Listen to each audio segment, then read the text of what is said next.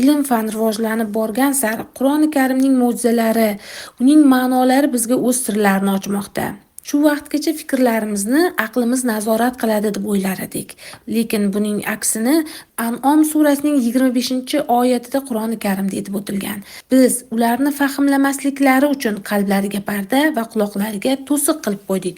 Bu bilan bizning fahmlovchi a'zoyimizni qalbimiz ekanligi haqida gapirilib o'tmoqda. Lekin biz aqlimiz orqali fahmlaymiz deb o'ylardik.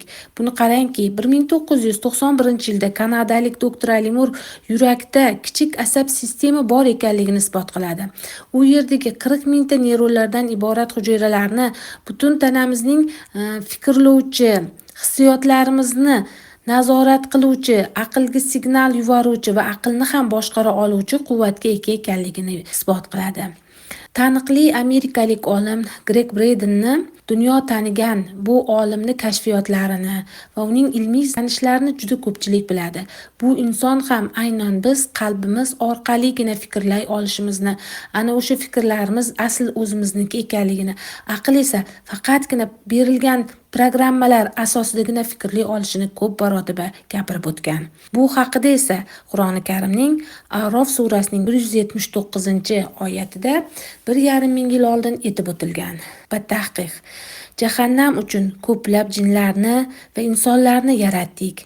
Ularning dillari bor-u tushuna olmaslar, ko'zlari bor-u ko'ra olmaslar, quloqlari bor-u eshita olmaslar. Ana o'shalar chorva hayvonlari kabidirlar, balki ulardan ham battarroqdirlar.